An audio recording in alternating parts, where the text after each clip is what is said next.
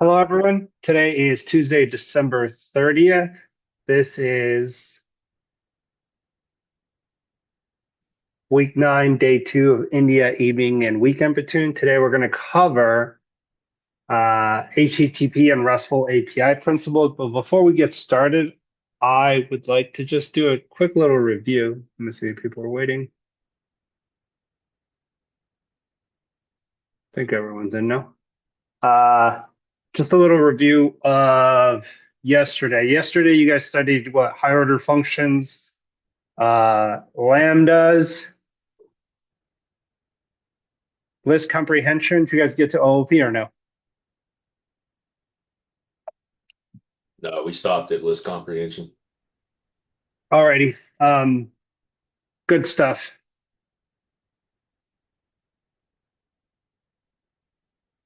What are high order functions?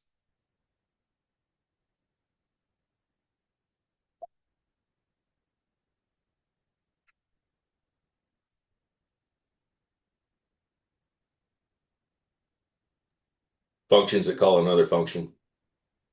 Yeah, but that's too vague. Give me a little bit more. That's actually a pretty popular newbie interview question. Tell me what a high order function is.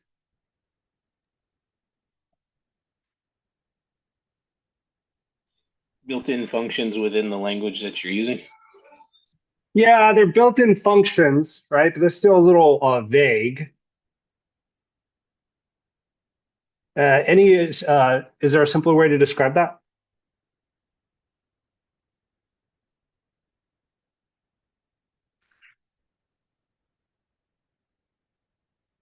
What was your description again, Scott?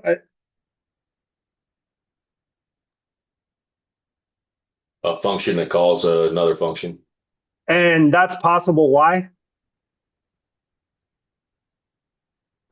I have no idea. Because a function is just a what? Another object. Yeah, it's an object, right? It's the principle of object-oriented programming, right? Everything's an object, right? So you can pass to it another object indefinitely, right?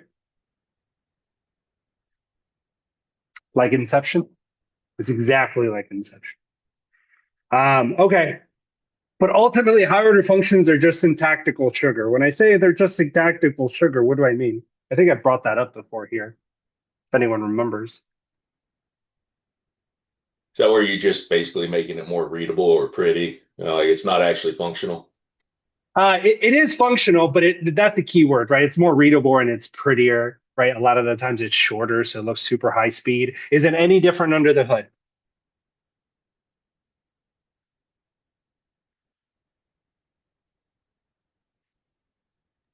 No. No, not at all, right? Is a list comprehension going to be under the hood more optimal than a normal loop with a filter on it? No, because a list comprehension under the hood is just a what? Another loop. Everything in programming is just an iteration. Yes, it's just a loop. Just a loop. Nothing really that fancy about it. Good stuff. Uh, can anyone tell me why OOP important? Why OOP is important? It's just the way that we what?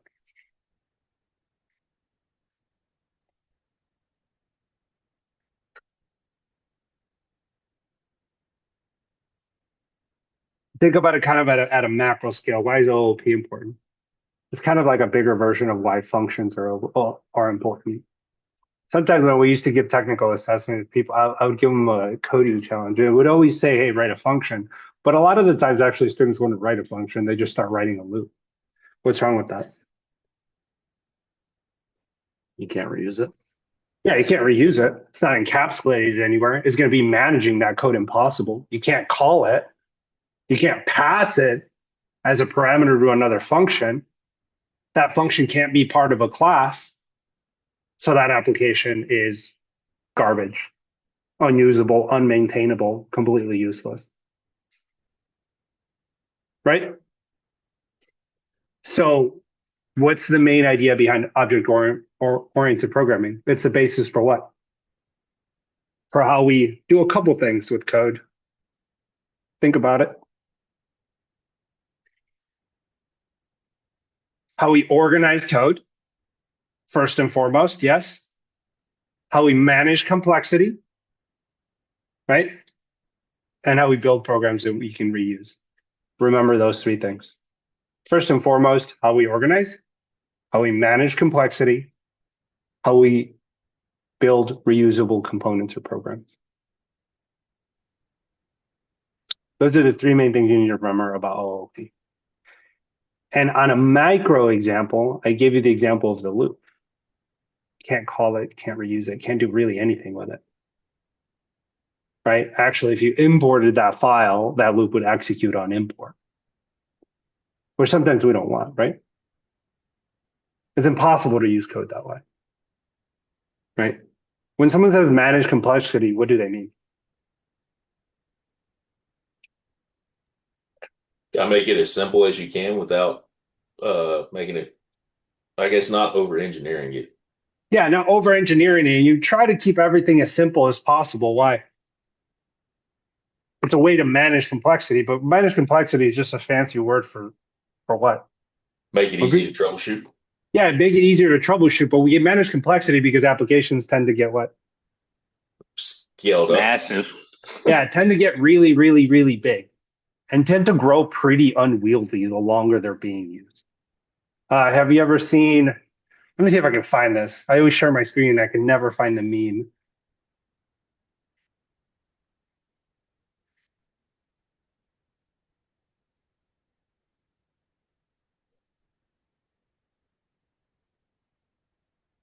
I'm going to see if I can find it. If I can't find it here. Anyway, I'm going to try to find it. But has anyone ever seen the meme where it shows like the entire internet and it's just a bunch of blocks? And then at the bottom right-hand corner is just like a little twig that says someone's open source code and it's kind of holding up the entire internet. Anyone ever see that? I'll post it in the Slack channel. I can't find it right now, but it's a pretty famous programming meme. I'll post it in there, but that's kind of the gist of it, right? As things grow, they become incredibly unwieldy and really hard to manage, because this is what ends up happening. So you have an application that's not that beautifully written. So this is really important. You have any application that's written okay. It's not the greatest application in the world. It's not the worst, right? But what ends up happening in a company, if that application is useful, teams start using it and they start building on top of it. And then sometimes whichever team manages that application will get requests. Be like, hey, we just built this new product. It'd be cool if your application could do X, Y, and Z. Right? So then your manager thinks, yes, we need to support this. Let's add X, Y, and Z to this application that this other team needs. So you start going in there and you start trying to add X, Y, and Z. And if it's not an easy thing to do, you start refactoring the entire code base. And initially, that's fine. Right. But as the application grows, you're not going to refactor the entire code base every time, right? That's going to be impossible to do. On a macro scale, that's kind of how you should think of it. Any questions about just the questions that we just discussed?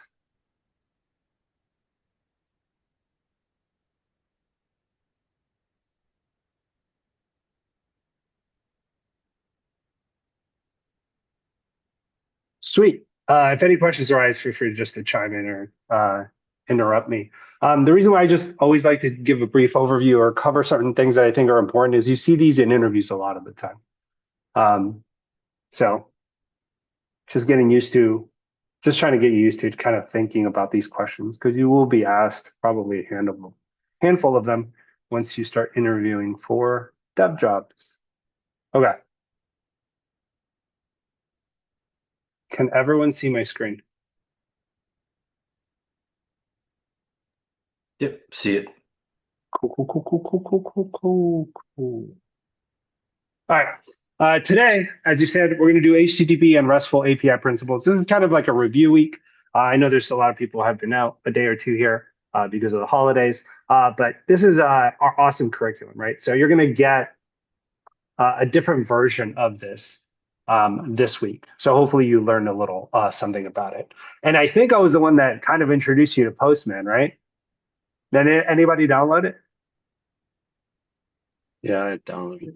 Okay, cool. If you haven't, and don't use the web browser, use the application, right? Like use Postman, like download it to your computer.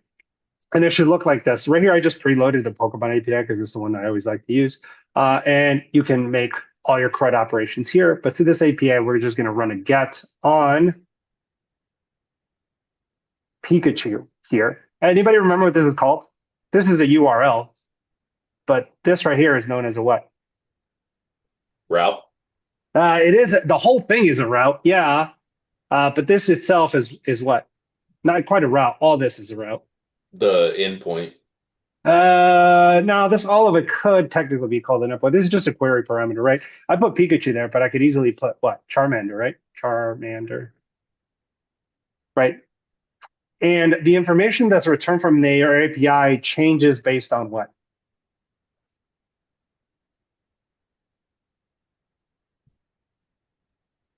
The query parameter.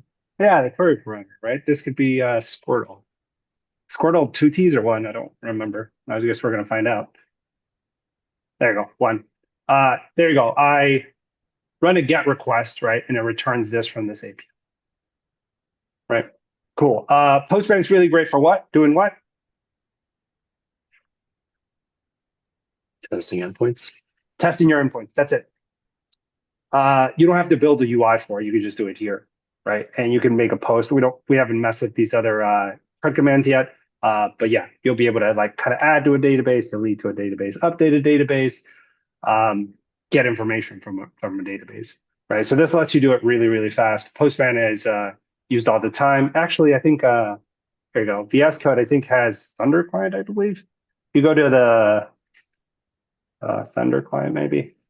Yep, Thunder Client is pretty much Postman built in to VS Code, so you can use Thunder Client as well. It's an extension. I couldn't think of the word. It's an extension for VS Code, so feel free to use that if you would like. So Postman, highly recommend it. Super awesome, and you can save your endpoint. You can do a bunch of stuff with Postman. I'm not going to get into all of it because frankly, I don't really know. I just open a bunch of tabs. But when you're actually developing an application and you have a bunch of endpoints, you'll just save all the routes, right? And then you'll save all the like query parameters, and then you'll run it. And it's just a fast way to test your endpoints. So Yeah, I don't Postman. know if it makes any difference, but there's actually a Postman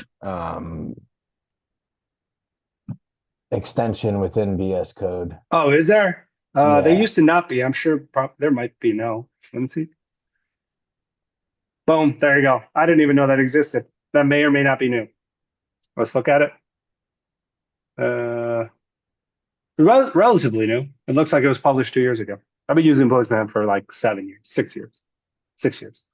So I again, think, I don't know if the interface is the same off of VS Code as it is on the application itself, yeah, I have no idea. Give it a shot though. When you have time earlier, when I break you into groups, feel free to give this a shot. Give Thunder a Client a shot. I personally actually like the application here. Um, and the reason why I like the application is it's not stuck to my VS Code. Right here, I feel like I'm juggling a lot of tabs. So when I have a terminal, I actually don't typically open the terminal in VS Code. Right here is good for teaching because it's all in one screen, the one I'm sharing. But typically I'll have like 2 or 3 terminals on one monitor. I'll have Postman on another monitor, and then I'll have my main code on my main monitor. But different ways to do it. I mean, if you had like actual wide monitor and you could like divide it in 2 or 3 or something, you could have Postman. Why not? But yeah, apparently there's a extension. I didn't know that. There you go. Feel free to try that as well. But again, I encourage you to download the app just because I think it's nice. All right, Postman. It enables you to make request endpoints without using a browser or some kind of makeshift GUI. For now, you don't have to sign in, but if you create an account, obviously it's free for all the stuff we're going to use anyway. Actually, I use it at work all the time. I've never had to pay for it. Like I just typically ping endpoints with it. Here, question. What kind of security is built into this endpoint? Does anyone know? This Pokemon API that you can tell. They just HTTPS, right? Just HTTPS, but is there any kind of token or anything like that? Or authentication of any kind? Doesn't seem to be. No, there isn't at all, right? This is kind of like an unprotected endpoint. And this is just for people developing, right? But I'm going to give you actually an example of a slightly protected endpoint here in a second, and I'll make that the first assignment just because I think it's a good intro assignment to authenticating when using endpoints. Here, you can just ping it. Anyone can ping it, right? I've never tried this, but I could create a script, right, to mimic some kind of DDoS attack to try and bring down their server for this API, right? I don't know how it would react to that, but right now anyone can ping it, right? I don't know what kind of like security measures they have built into this API, but right now anyone can ping it. There's no authentication or authorization of any kind. That won't always be the case. Most endpoints on the internet, right, that are very, very useful have some kind of security built into it, right? Where you have to authenticate, and you have certain credentials and whatnot, and you'll send like a bearer token or some kind of security built into it that allows just certain people to use that endpoint, right? No malicious actors or just the people that paid for the use of that endpoint. And we're going to talk about that here in just 1 second. This lesson just goes over how you would use Postman, right? You can request any URL, including localhost. It uses this JSON placeholder API, but I just used the Pokemon API just because. And the GET request returns JSON. Why is JSON really useful? What's special about JSON? It's standardized across multiple languages. Yeah, it's kind of like the de facto like data packaging of the internet, right? Pretty much every major language can parse and send data, JSON. So that's why it's so widely used. So there you go. This is just an example of a GET request that returns JSON, but it says, hey, you can return HTML as well. Typically, you wouldn't just focus on JSON for right now. A status code 200 is what?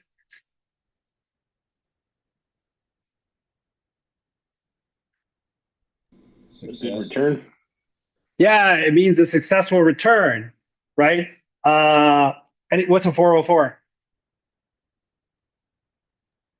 Not found. Yeah, not found. What's a 403?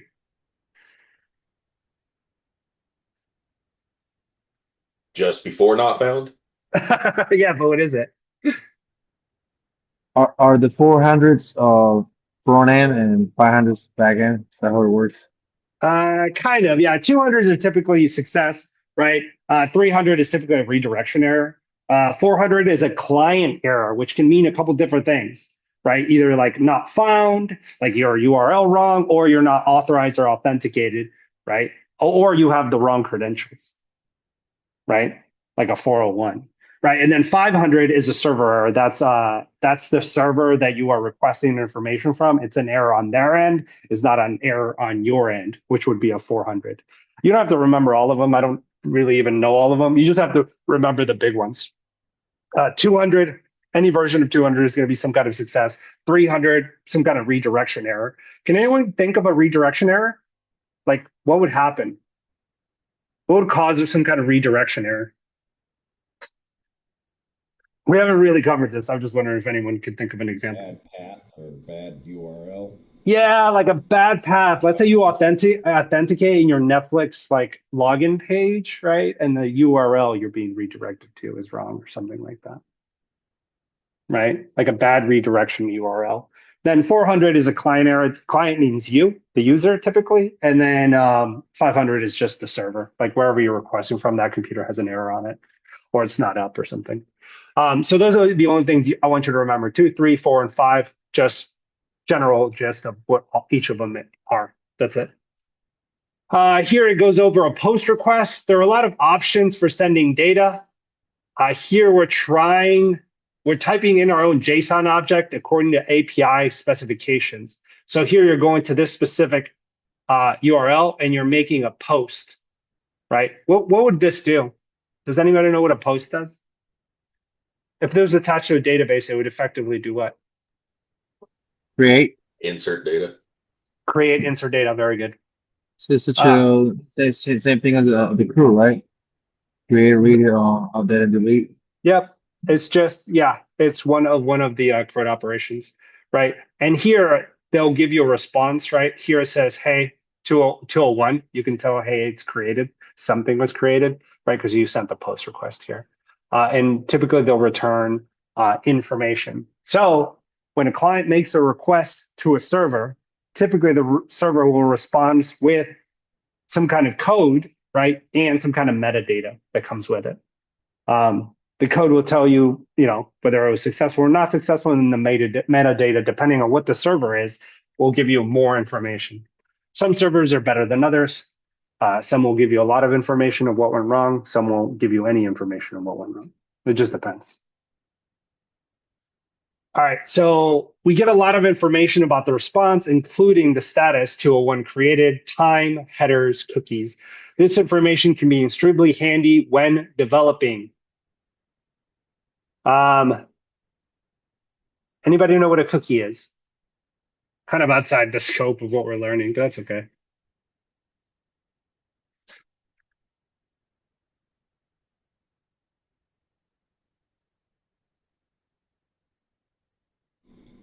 It's a text file used to authenticate or track you.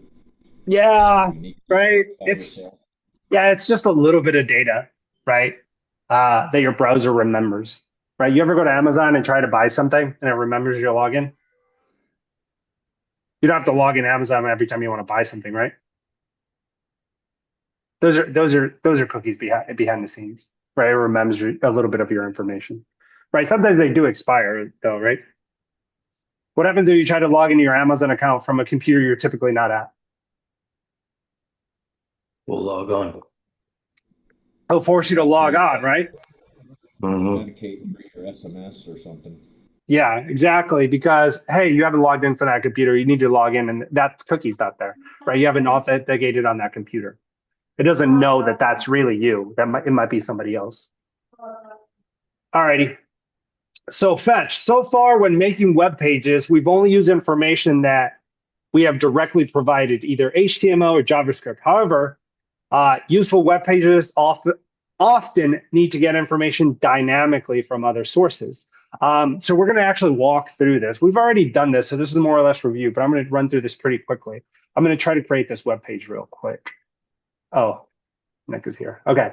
HTML. Here, I'm actually just going to close this. I'll create it here.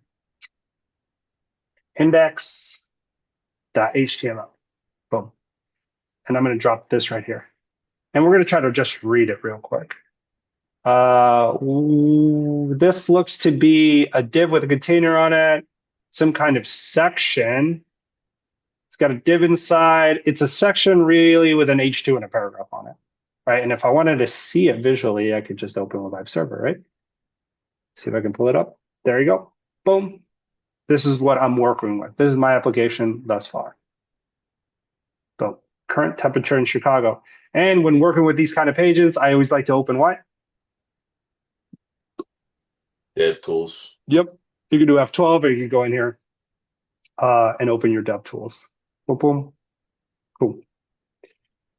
All right. So styles, you could just copy and paste this. It's just going to style by styles.css. Boom.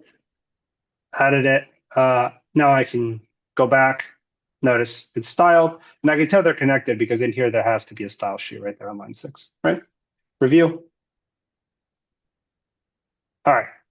So the problem is obvious. We can't simply hard code the current temperature. If you actually saw what we did, it says current temperature in Chicago. It says current temperature in Chicago, right? Temperature does what? It's like time. It's continuously what?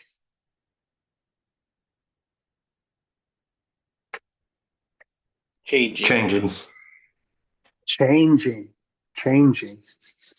It starts making sweat. But the wash is like. Who's hot miking? Mute. All right.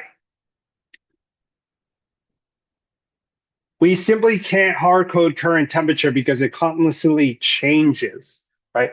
Actually, I have a good example of this. Anybody play fantasy football?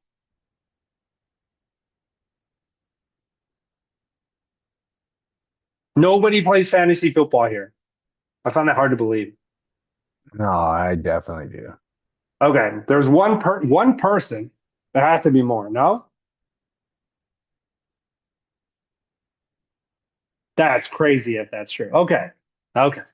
I'm going to give my example anyway, even though you're going to be the only person to understand it. Apparently, Tony. All right. So in fantasy football, you get points based on players you have on your roster, and you compete against like your team against like your friend's team, whatever. But after certain players play, people's win percentage of what is the likely outcome of the match, increase or decrease based on the points that a player scores. This is not that good of an example because you guys don't play that much fantasy football, but those numbers, if you've ever played it, are always kind of wrong, right? And those numbers should update after every team plays and every player plays, and the points get updated. But that doesn't happen. So the percentages are always kind of wrong. Can anyone speculate why that happens? They don't do what to the data?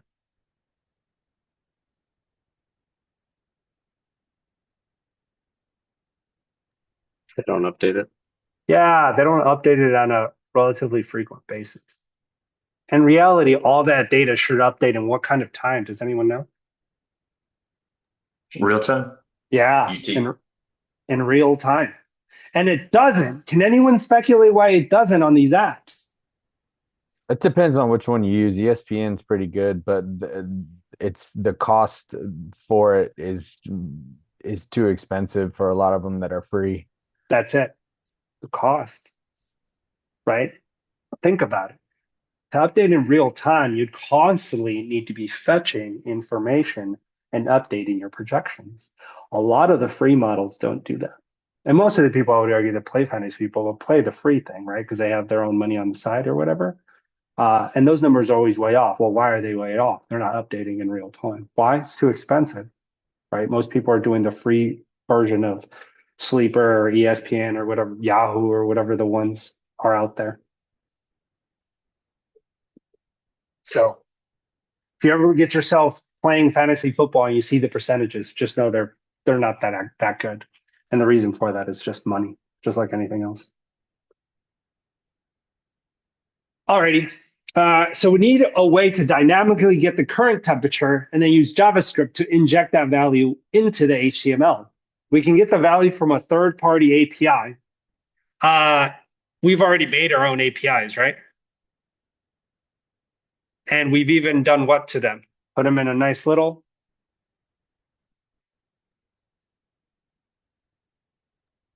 Container. right? We've Dockerized them. Cool. So the tool that we use is Fetch API. The Fetch API ultimately uses promises, but for now, we're going to just focus on using a Fetch API without worrying about internals. The basic example looks like this. What kind of syntax is this? JavaScript. Yeah, but it is JavaScript. But what kind of fetch is this? Camel case? No, it's a new way of doing fetches. The async. Yep, it's async await.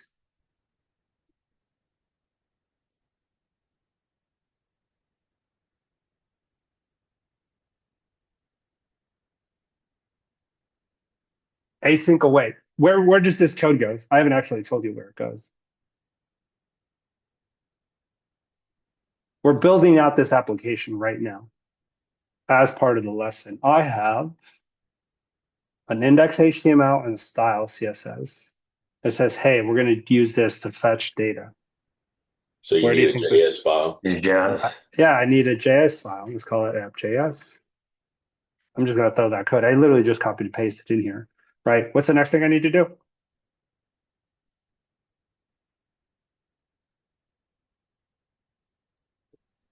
Script. You need to call it. Yep, I need to add the script, right? I'm sure did they teach you the header thing where you put it in the header, the JavaScript one? Did they teach you that? Is that where like it's all in one line type deal? Or No, I don't know what that question okay. means. Have they taught you to add the JavaScript file inside the header? In here? Yeah. Don't do that. I just feel like it never works out right. I don't know what's going wrong with it. I typically always add it where? Does anyone remember? The body? Yeah. Add it right, the second to last line right next to the body, and it'll always work. So here, I'm just going to put the little script tag. I actually don't remember how it goes. What is it? Source? Is that right? Yeah, I Yes. think. I don't remember. But I could easily check this by doing what?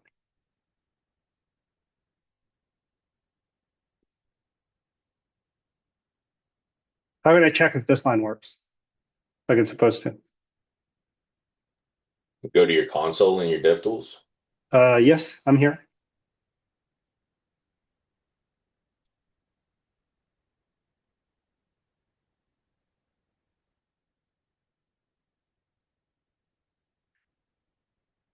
I could just console log something, right?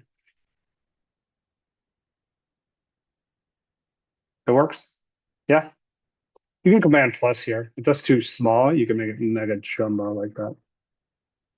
There you go. That's a good size.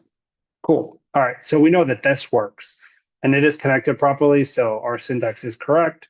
Here we have some kind of async function. This is just going to be a fetch, is using the async await, new ES6 stuff. Cool. Some things to notice: the function definition needs to start with async keyword because it returns a promise. Can anyone explain what a promise is?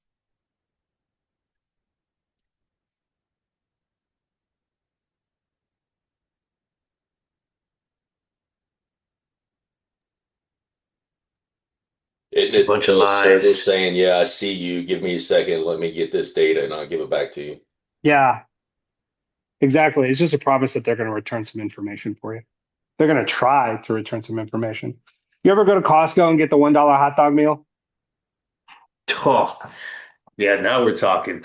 Yeah, you roll up and you use a little kiosk and then you order it. But the minute that you tap your Apple Pay, you don't get it instantly, right? You got to wait like a loser for the other 10 dudes to get their hot dogs and then you get yours, Oh, right? that is frustrating. That's the worst. I gotta tell you, because you're so happy. You're like, damn, I just got a steal after you just paid $400 and everything. And then you gotta wait with these other losers. Oh yeah, Yes. I completely relate. Yep. So the point of that really is it's not instant, right? There is a lag. Correct.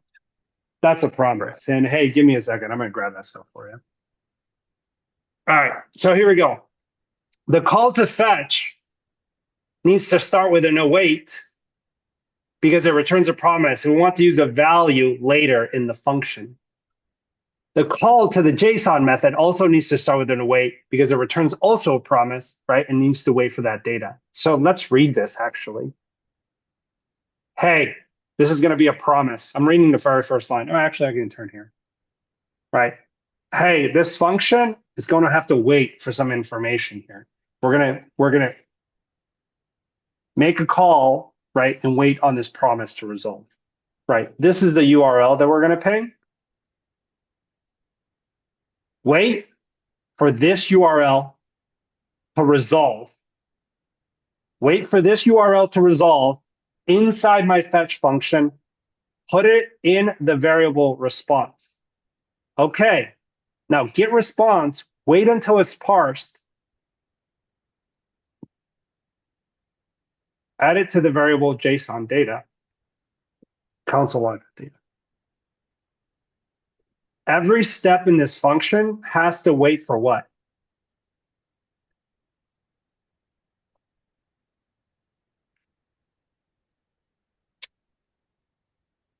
Has to wait for the data, basically. Has to wait for the previous what to do what? This is actually a really important concept in programming. Got to wait for the previous command To resolve. Yes. to finish. Yeah. So I'm not going to get too deep into it, but this concept is actually really important, right? These are blocking commands, right? You are going to wait for this to finish and don't do anything until this finishes then wait for this to resolve. Don't do anything until that resolves, and then go here. Right? And it needs to be specifically in this order,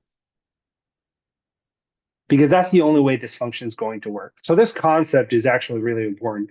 I won't get into like the nitty gritty of like multi-threading and running multiple calls on different threads and all that stuff, right? But I will just touch on one very simple thing, right? In programming, you have a thing that's actually kind of common that causes a lot of issues sometimes. They're known as a race condition.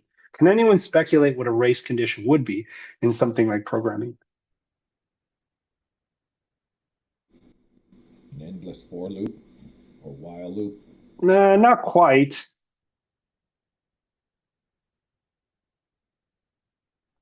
A race condition is if when you have a process that you want to run before something else, but another process kind of jumps in and like does something before you like account for it. Exactly, right? You go to Costco, you buy your $400 of groceries, you order the hot dog, and then you leave. What did you miss? You left The your chicken groceries. bake. You left your hot dog. You had to wait for the hot dog. You already paid for it. You had to wait for the hot dog, then you could leave. Yes? Absolutely. All right. That's kind of the idea there. In a gross oversimplification, race conditions happen in programming all the time because something finishes, right, before you expected it to, or something starts before something else finishes that you needed, right? You guys ever watch track and field? The 4x1 relay? Yeah, sometimes. Yeah, like the baton must be handed to all four people, right? But sometimes you see what happens, like one sprinter, maybe typically at the end, will sprint out and either drop the baton or forget to grab it and take off. Yeah. That doesn't work, right? You're disqualified, right? So that's the idea. You need to wait for things to happen in a sequence for this application to work correctly, right? That's actually kind of a gross oversimplification of race conditions, but something that kind of causes a lot of problems in a lot of applications. Is a promise the same as a async? Like sometimes you can call async on a line and it All functions with async await are promises. This is just a syntax. okay. That's what I Right. thought. It kind of sounded like async. Yeah. So here it awaits two, but could you await 5 things?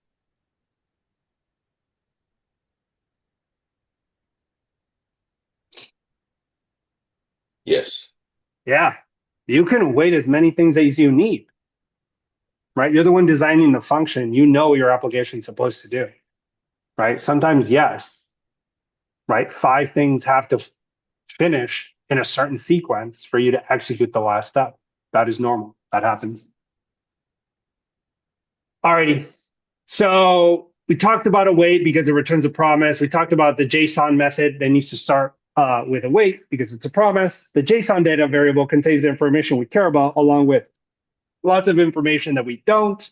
Here's just an example of that JSON data, right? Add latitude, longitude, whatever this says, UTC offset, time zone. It's got a bunch of weather stuff. Cool. JSON is great because we can treat it just like a regular JavaScript object. Because of that, accessing your temperature is pretty straightforward. You just have to do what?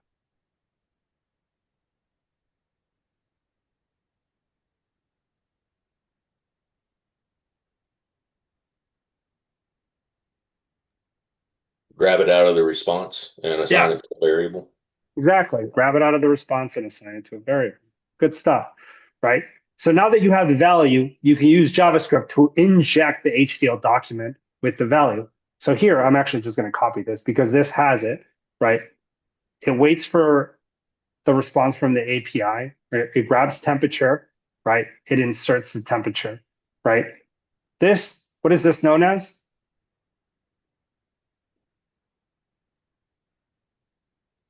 Function call. It's a function call. Great. And what do we have here? You have a function inside of a what? Another function. And this is fine because they're all what? Objects. Perfect. So you're going to notice that, yeah, this is insert temp, and it's actually just calling this function that's listed right at the bottom, right? This is window load. That's when a page loads on the internet, right? You can use this to kind of mock like initial load, and it says, hey, on initial load, run fetch data. It's going to run fetch data, grab all your information, but inside of fetch data, you have the function insert temp, so it's going to run it sequentially.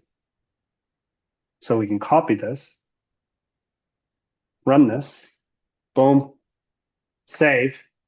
I haven't shown you the web page yet, but when I show you the web page and refresh, actually, I don't know if it executed right there. It might have. Once I show you the page or I refresh, what are we going to see? Temperature update. Yeah, we're going to get a temperature update of where?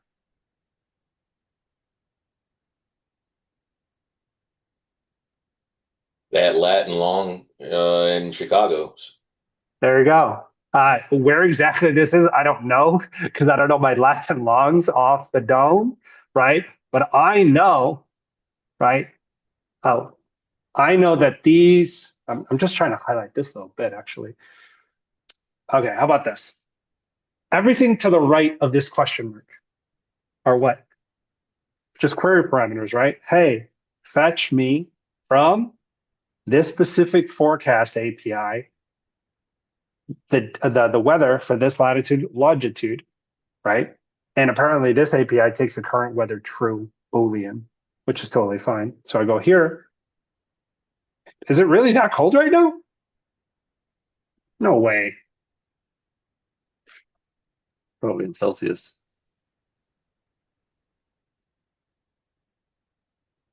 It is. Yes. Oh, in Chicago, yeah. Yeah, that's cold. All It's right. natives. Boom. That's terrible. Yeah, I'm glad I'm not there. I'm in Florida.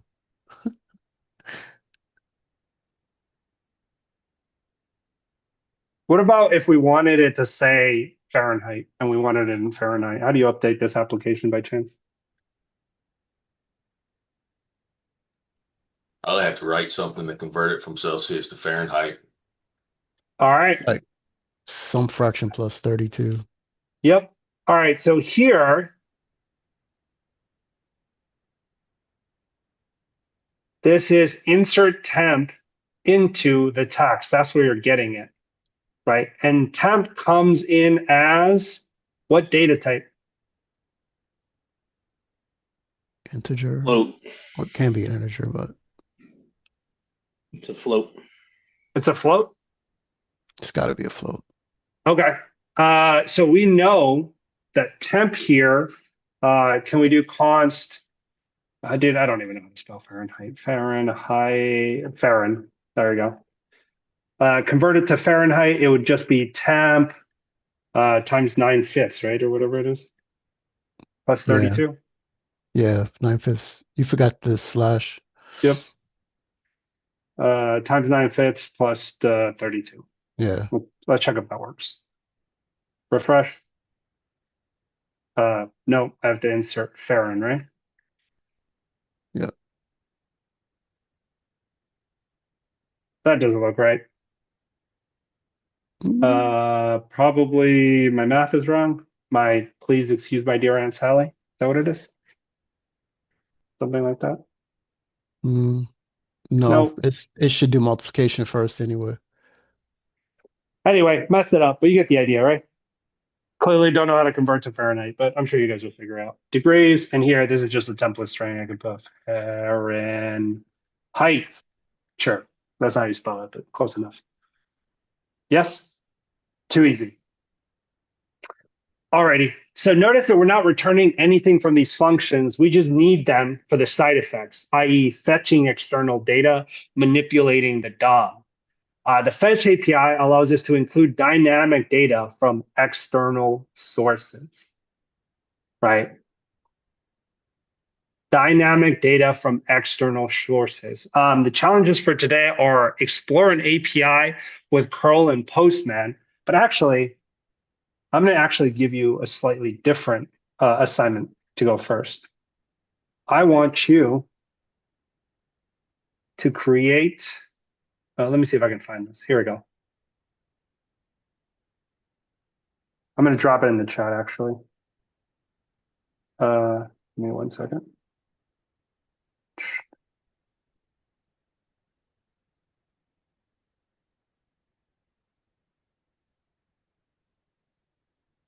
All right, dropped it in the chat. Feel free to open it. That's what we're about to go over. I want you to, the assignment is explore API with curl and postman. This is your assignment right here. It says, let's start by running some commands both in curl and postman using the free public API. Here are your options. Objectives. Choose one to run some curl commands in. A curl command is typically just a what? Just a line of download stuff. Yeah, but it's just a what? If I curl the Google web page, what is that? I'm just doing a what on it?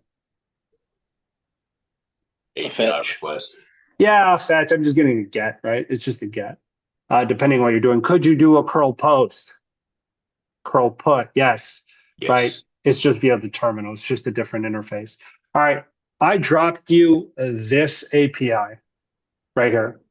You don't have to pay for anything, but you do have to register for an API key. What do you think the API key is going to allow you to do? Authenticate. Yeah, because the API key is going to be attached to what? You can see it right here.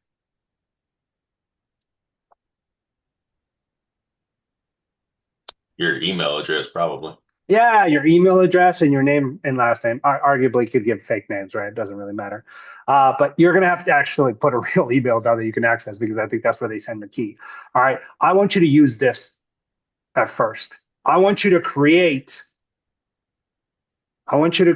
a little application. Pay attention. I'll go ahead and write this in the chat, actually, just 1 second. I want you to use the NASA picture of the day API to create a little application, right? That on a button click gives you the picture of the day for that day. That's it. Create a little application with a little HTML, a little CSS, and just a little JavaScript that on the button click, show me a picture of the day or something shorter. Obviously, that's really long. On the button click, it returns the picture of the day for today. Stretch challenge. After you figure that out, if you punch in a date, it'll give you a second option. If you type in a date, it will also return the picture of the day for the date that the user punched in. Does everyone understand that?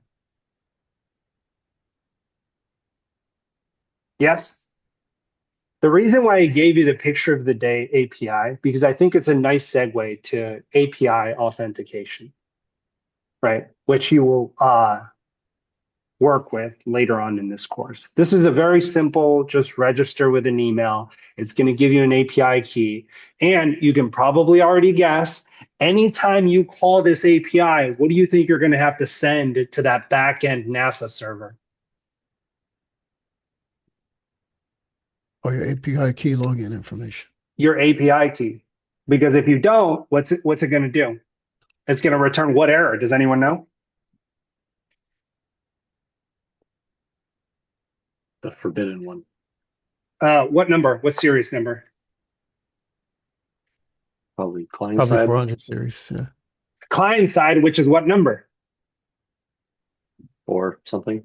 Yeah, 400. And in this case, it'd be like probably like an unauthorized 401. Yes? Or a 403 wrong credentials or something like that. Make sense? So this is not as easy as the Pokemon API, because that one, there's no API key or credentials or anything. This one, you're going to have to send the API key with your request, right? And after we run through this exercise, I'm going to show you, have you guys done .env files yet? Okay, we'll work on .env files as well because it's something you're actually going to use on the job all the time. So we'll talk about that. Make sense? I'll go ahead and write these instructions briefly in the Slack channel. It's 6:22 right now. Go ahead and take a 20-minute break. Let's be back at 6:43 p.m. 6:45, 22-minute break. Get back at 6:45 p.m. I am going to post your groups and a detailed description of the assignment using the NASA API. We're going to work on this first, then we're going to work on the actual assignment for today. Yes? All right. Be back 6:45 p.m. I'll post your groups and the details in the Slack channel. All right, guys, you had a little bit of time to work in your groups. How did it go?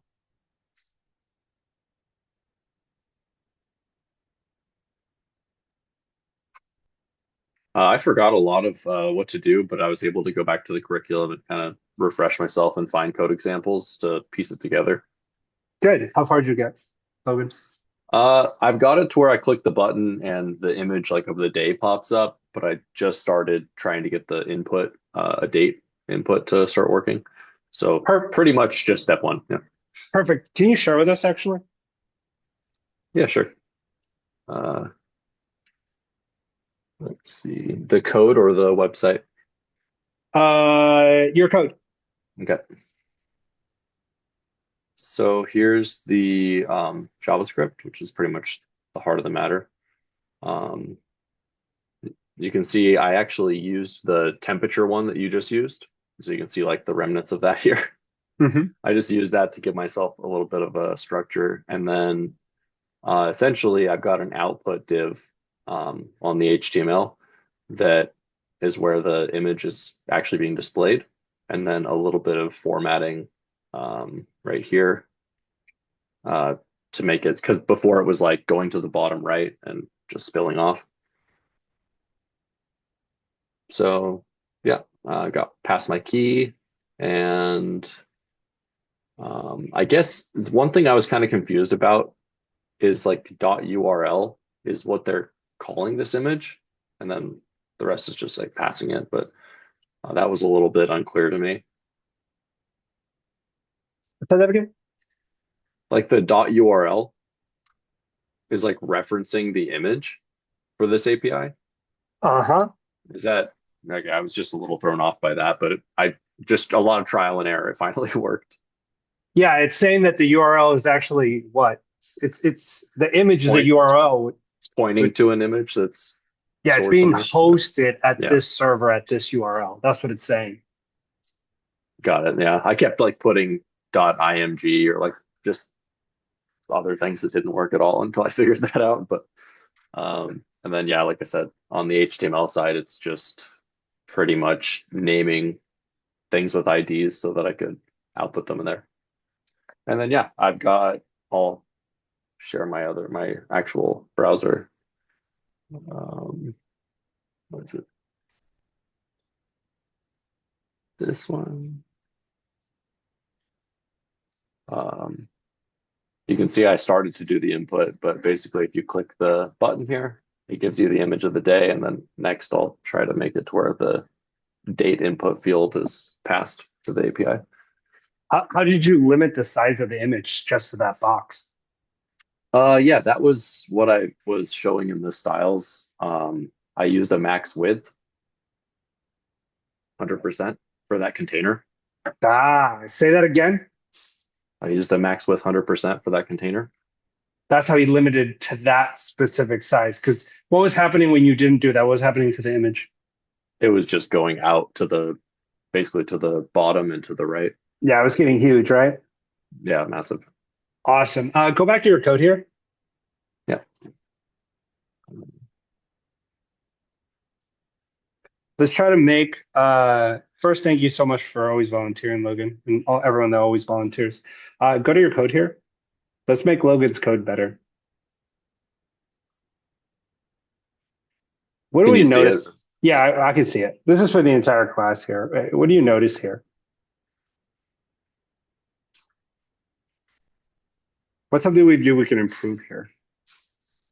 There's a couple things that are ticky-tacky. not that big of a deal right now, but there's a couple things that are kind of redundant. They're being duplicated. If you find it, Logan, you can say something as well. This is really just open to anybody.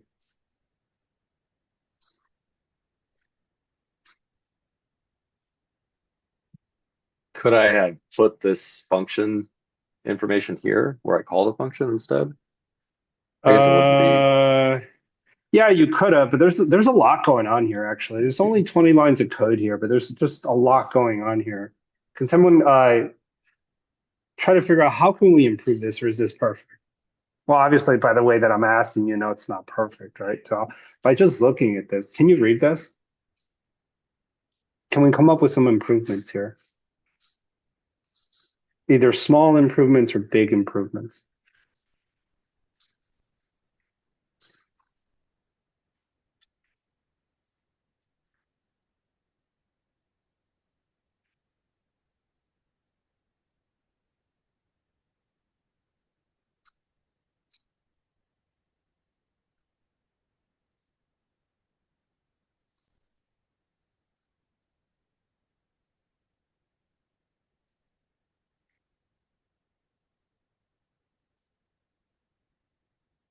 Who wants to take the first kick?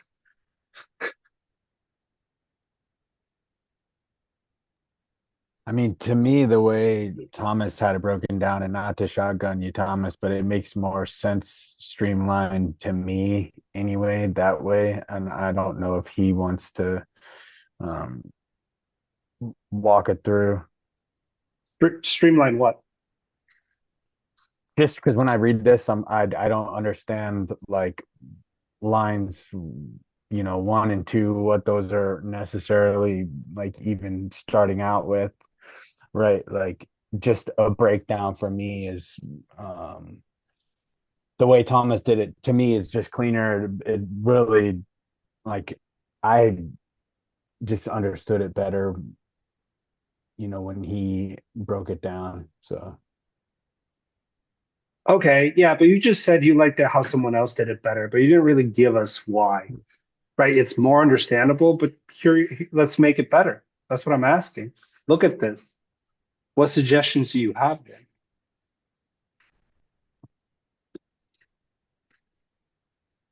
then? Line 1 and 2 are just grabbing an element by ID, right? Mhm. And I told you specifically not to do this. Why? Do you remember, Logan?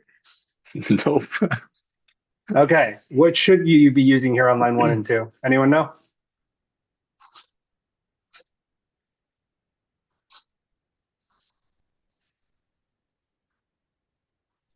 I use the same thing, so I don't know.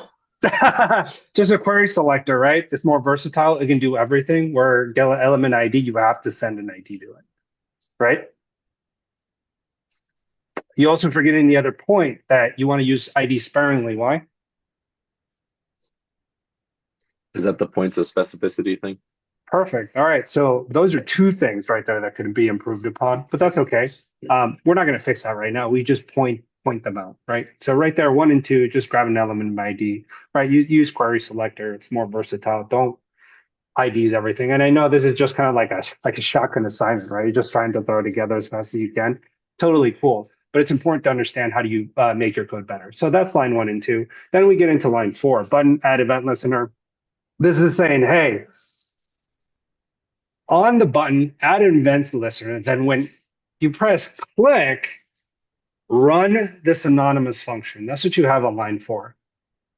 Notice how it doesn't have a name. That's totally fine, right? But then what do you do that's kind of weird here? Hey, run this anonymous function. By definition, an anonymous function doesn't have a name. And then you do something that's weird on line 5 and 7. What's weird here? Name it. You name it. It's an anonymous function. Why did you duplicate the name here?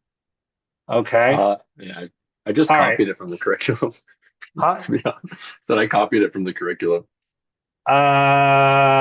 Where exactly? I can Can you send drop the in link? Slack. Yeah. Let's see. I want to make sure that this is. I think this was where I got it from. Let me compare it. All right. Drop it to me in Slack. I just want to make sure. Oh, in Slack, yeah. Yeah. There we go. Let's see. Dun, dun, dun, dun. Basic You are function. looking. Just do that. What I'm describing is not in this, right? There's no anonymous functions in this. You made that up, or you caught it from somewhere else, or you copy pasted it, which is exactly what you're supposed to do, right? Piece it together, right? But the anonymous function implementation, you did that. That's not in the curriculum. Oh. Which again, high speed, right? If you can implement it correctly here. So let's try to fix this here. We know that line 4 here is an anonymous function. So comment out line 5. Right? Comment out line 7.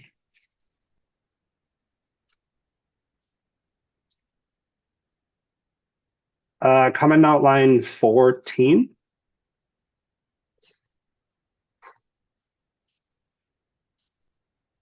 What is the end of this function? The end of this function now inside the button element would be line 4 to line 20, right? So that's an async function, and then you have a function in there. Save that, run that. Does that work still? Yep. It works, right? Mm-hmm. Someone besides Logan explain to me why this works.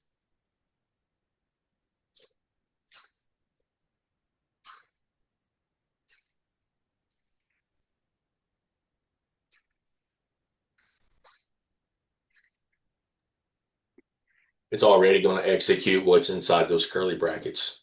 Yeah, it's already going to execute what's in those curly brackets. So there's no need for the naming, right? It's already anonymous. The fact that you wrote the name 2 other times is strange.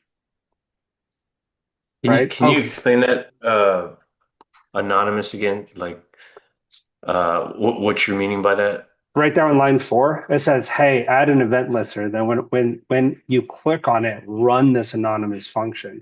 Run this function. It doesn't have to have a name there. It can have a name if you structure your code that way. But in this specific scenarios, hey, run this async function that's anonymous. It doesn't have a name. Therefore, inside the curly brackets, that's already a function. Right? And the last parenthesis right there on line 20 says, "Hey, run this entire function." Now, there happens to be nested functions in here, but that's totally okay. The big wrapping function is anonymous, so it shouldn't have a name. And then you name it again on line 5 and 7. Granted, look at this. This ran before, right? JavaScript is a little bit of the Wild West. It's going to let you do this, right? But you need to get a level when you look at this, okay, that's kind of weird. That's wrong. Let's clean this up. Right? It's not going to scream at you because notice it still works. Right? All right. So this is good. And then you have insert function right there on line 13. You have a function right there on line 16. That's fine. You could restructure it a slightly different way. But this works. Give me 1 second. Give me 1 second. Let me think.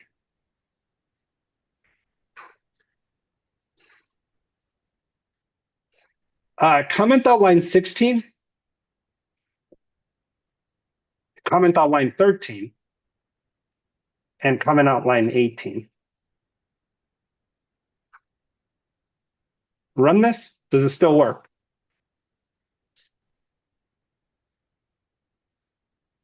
Yep. What am I trying to teach you here? Don't repeat your code. Yeah, you got a lot of redundant code, which is actually super normal starting out, right? But eventually you need to be able to look at this and say, okay, what stuff do I need? What stuff that I don't need? So kind of a weird thing in programming, right? People are like, oh, I'm a programmer. I like writing code. This sounds super counterintuitive, but you really try to write as little code as possible, honestly. You try to just integrate everything with built-in integrations. And I've said this before, but I'm going to say it again. Why is that? Why do you try to write as little code as possible? Less to troubleshoot. Less to troubleshoot, less to keyword here. This is critical. Maintain. Yeah. right? So You don't try to write as care. little code as possible, as efficient code as possible, right? Try to integrate third-party implementations, right? Because if you work on an application and you can integrate everything with applications that already have built-in integrations, then everything's just easier, right? Who maintains that code? If you find integrations between third-party tools, who maintains that code? Not you. Not you. Yes. Screw them. I'm not maintaining it, right? And when something breaks, guess what? You get on the phone and say, hey, your shit's broken. Fix it. And you're not the one with your ass on fire trying to fix it, right? Because you forgot some weird edge case, right, in your code. All right, perfect. This is beautiful. Thank you. Thank you, Logan. That was perfect. Anybody get it further than that? That's about where I was expecting some of you to get that first part.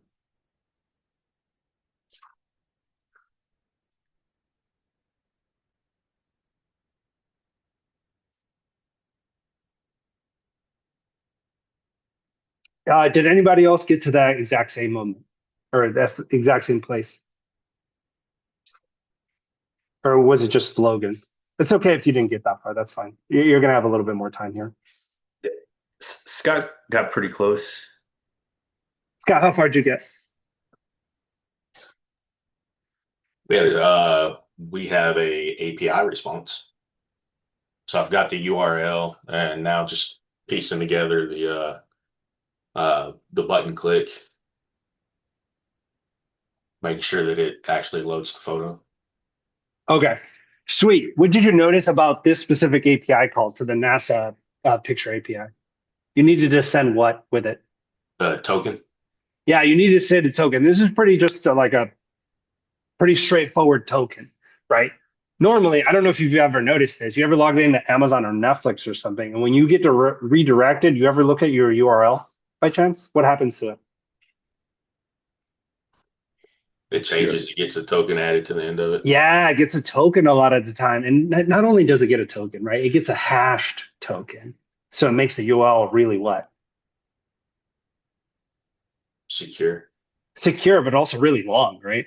If you ever try to copy it, right, that redirect is freaking long, right? That's because that's a hash token that says, hey, this person, there's a hash version of the person's identity that is making that request, right? It's encrypted, it's hashed, right? And then it says, hey, this person has X authority or is part of this user group, give them, whatever he requested, or don't give him what he requested, depending on permissions. Okay, awesome. Nice job with that. We're going to go back into the groups and we're going to continue with that. But if you finish early, feel free to move on to, I'd like to move for you to move on to Number Guesser. I wouldn't really worry about Explore API because we pretty much just did that, except with I picked your API for you. I told you, hey, do the NASA API instead of the other ones. I would just skip to Number Guesser as your second thing if you finish early. But let's talk about the stretch challenge for the NASA API here. What's the stretch challenge for the NASA API? I asked you to do what? Be able to input a date. Yeah, for that date. Be able to input that date. Now you can do it a couple of different ways. What are some ways that you've seen a date picked? Anybody know? You filled out a bunch of forms on the internet. So what are a couple of different ways you could do it? There's not just one. When you click on it, it brings up a calendar. Yeah. See if you can do it with a little calendar, right? You can click through it. That is an option. You can also do what? Accept it as a string. You can accept it as a string, parse it, right? Year, month, day. You can even do month, day, year. It doesn't matter, right? You can take it just as a string. You could also do what else?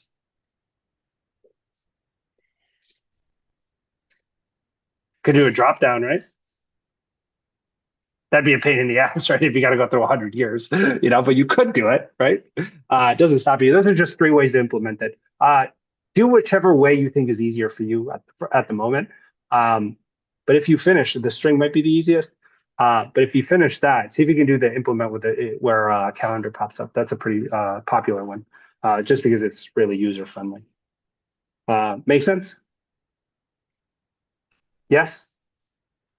Okay, before we go back into groups, guys, before we go, actually, after I'm done ranting here, let's take a 15-minute break and then go back into groups and continue with this assignment.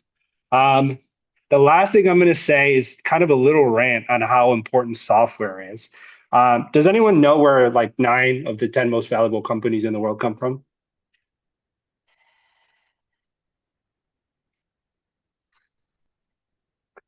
Most of the valuable India. companies in the world come from what country? No, not even close.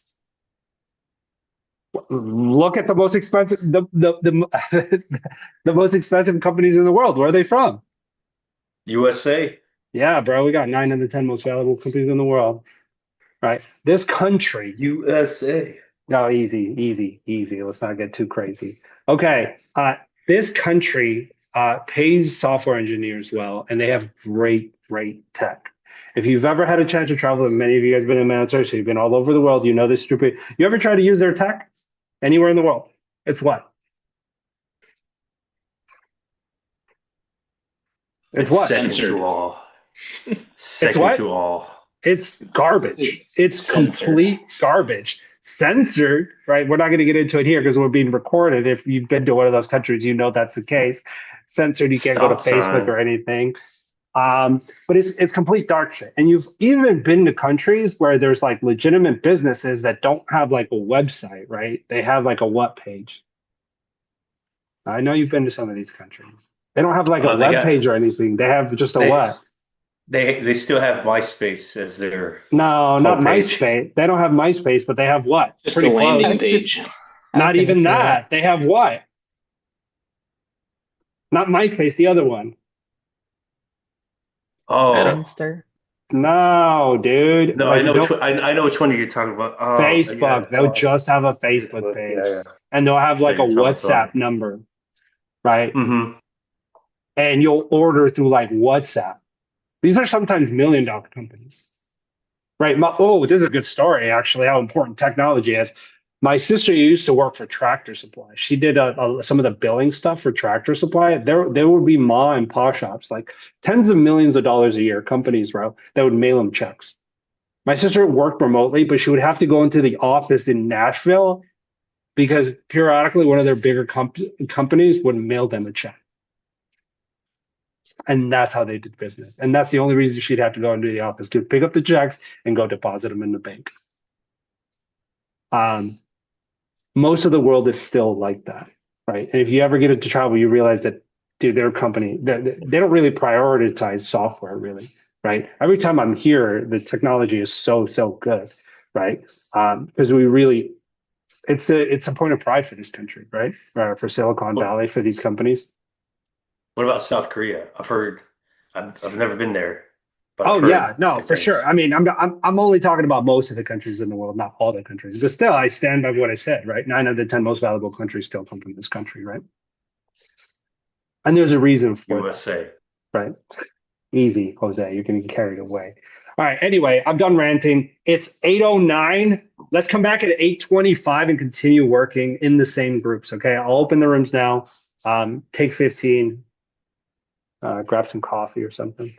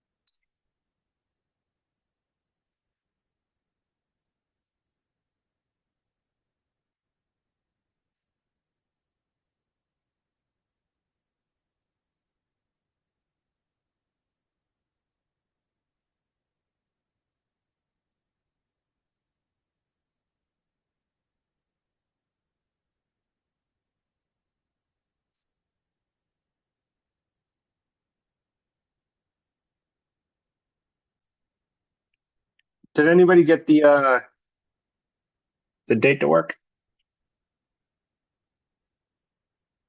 Yeah, I got it to work.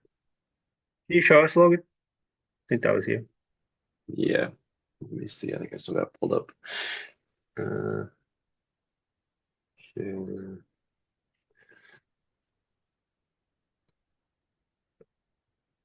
So it just took a little bit of modification. I added right here a variable to capture the value that was entered in the input as a date type. And then I just put it in here using the backticks and the $, just to input it as data. That way, if they don't select a date, it also works. If they don't select a date, why does it work? Because it just defaults to today. Perfect. And the HTML was just, yeah, like I said, this is what I had the last time I showed you guys. It's just an input field that accepts, well, that uses the date box that I'm using. Again, I'm using an ID in this JavaScript file. Can you show us the GUI? Yeah.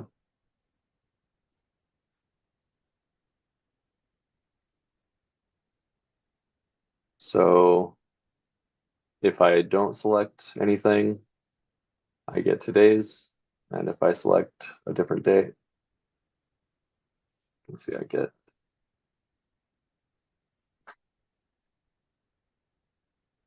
How back can you go back 10 years by chance? Yeah, probably.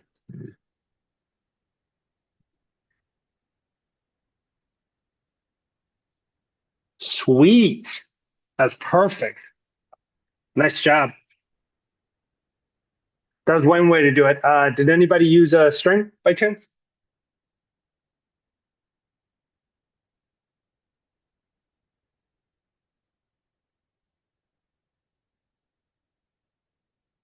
That's okay. What's the best method to implement this? Does anyone know? We talked about 3 possible options for this answer. What do you think is the best option here and why?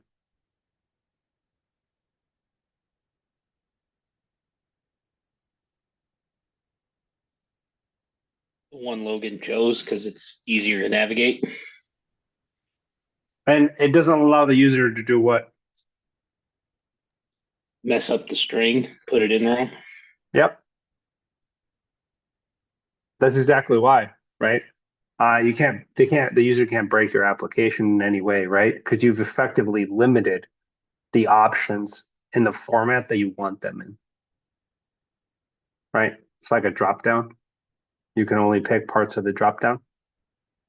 You can't put any kind of special characters or anything like that. There's no need for input validation, right? Because all the bad inputs are not viable options within your GUI. So they can't be picked, right? So that's why you see that format so often, especially in like government forms, on government forms on websites. That's the reason for it. It's just way easier to validate that kind of input. Questions about that? Alrighty. If you don't have any questions, that's good. I would definitely, if you have time, take a crack at Number Guesser. It's a little bit more complicated than the answer, than the assignment that we worked on today, but I would definitely give it a shot when you're watching football on like New Year's Day or something, if you don't got a lot going on. We talked about anonymous functions in JavaScript. What's the equivalent in Python? Does anyone know? What's the equivalent to an anonymous function in Python? Is that like a lambda? Yeah, it's exactly a lambda, right? That's the Python version of a JavaScript. You notice that it typically doesn't have a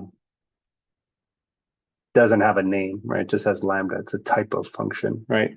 And typically anonymous functions are used just to pass as parameters or arguments to other functions. This is an interesting thing. Can you use an anonymous function as a value in the dictionary?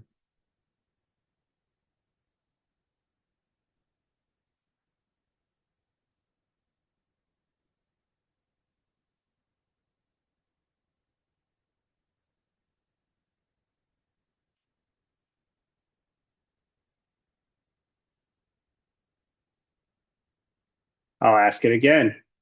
Can you use an anonymous function as the value in a dictionary?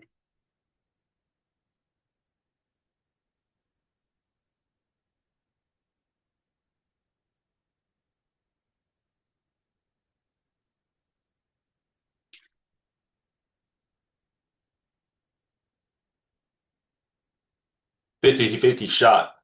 No. The answer is actually yes. Can anyone tell me why the answer is yes? It's kind of like I'm just reiterating something I've already stated. The answer is yeah. You can include a little anonymous arrow function in JavaScript or a little lambda function as the value to some key within a dictionary. Why can you do that?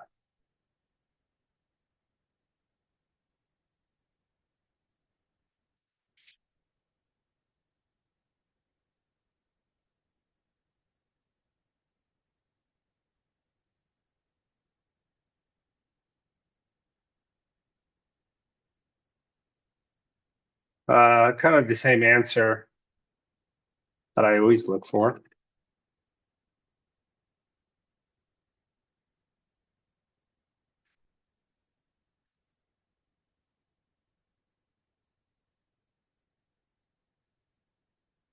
Is it because it's an object? Yep. I'll share my screen real quick. We'll go over this and then we can wrap up for the day.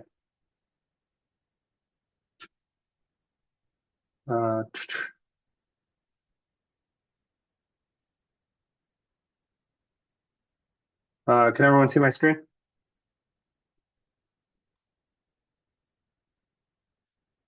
Yes. Yep.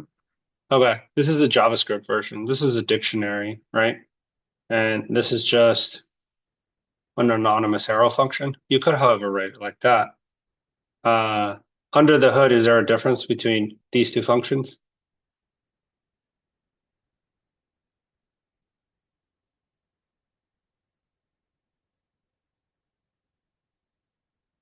These are two different functions. This is one, and this is another one. Under the hood, is there any difference between them? No. No, there isn't. This just looks slick. And I would prefer to read this and this. But under the hood, they're exactly the same. This is syntactical sugar. This looks nice. And this is Python, much nicer. There's your anonymous lambda. You don't have to call it an anonymous lambda. Just call it lambda. If people understand Python, they know it's an anonymous function. And there you go. There's your subtract. Really nice, right? And remember, functions are just objects. So yeah, they can be the value of a dictionary. Make sense? Boom, boom, boom.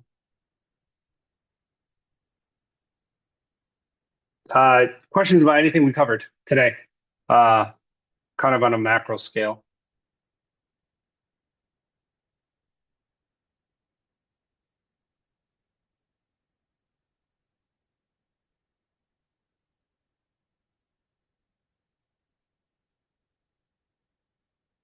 No questions? Okay, I will leave you with this. What week are we on? 9? Is this week 9 to 28? Yeah, I believe 9, right? Someone correct me. Like 9. Okay, cool. It's never too early to start thinking about what this is going to look like at the end of week 28. And when you start looking for jobs, you'll probably start looking for jobs a little before you end this program.